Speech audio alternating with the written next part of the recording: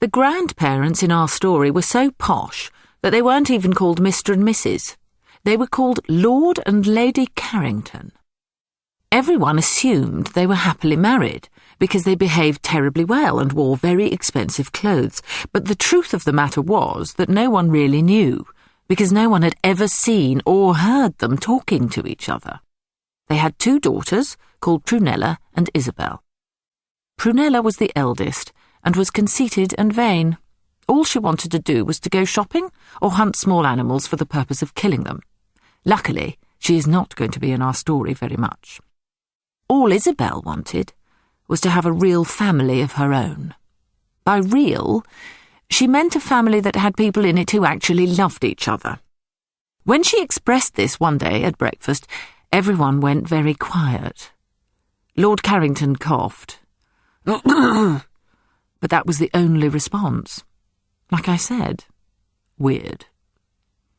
At any rate, the 2 sisters and their very grand parents rubbed along like people do, even when they haven't anything to say to each other, until one day there was an important garden party. Lord and Lady Carrington dressed their girls up in their prettiest frocks. When I say Lord and Lady Carrington, I mean, of course, their servants, but you knew that, and took them along, hoping to find them husbands. Prunella knew exactly what was expected of her. She made a beeline for the richest young lord present and pretended to like everything he liked, even though she wasn't remotely interested in war machines or maps of 17th century Europe. Isabel, however, spotted a rather lovely meadow beyond the grounds of the palace where the party was taking place and decided to go and look for moles. Leaving her enormous bonnet under a hydrangea, she hitched up her posh frock and climbed over the wall. It was a pretty day, and Isabel was looking very pretty in it. So when a young farmer by the name of Rory Green came by in his pony and trap and saw her, he fell instantly in love.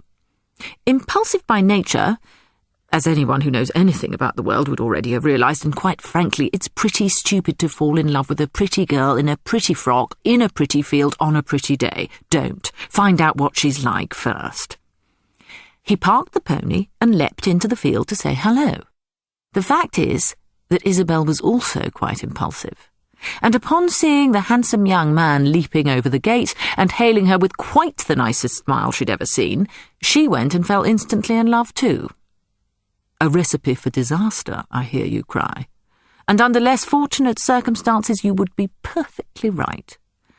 But, as luck would have it, Isabel and Rory were not only impulsive, but really enjoyed the same things.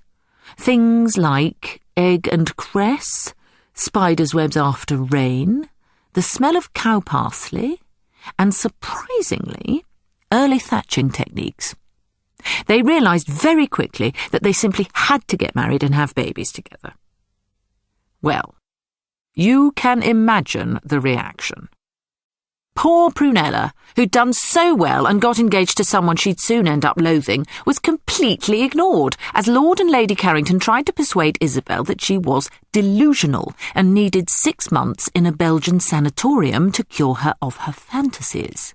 There was a lot of sputtering and muttering and cold baths and doctor's recommendations until finally Isabel got so cheesed off that she packed a small bag and eloped. Eloping doesn't much happen anymore, but it must have been great fun. What happened was this. You decided you wanted to marry someone, your family all said no, and threatened to lock you up, upon which you crept out in the middle of the night, got into a pony and trap, and galloped to Gretna Green, which is the first bit of Scotland, where you were married by the blacksmith. How exciting is that? What's more, afterwards the blacksmith reshod your pony for the journey home. So that's what Isabel and Rory did.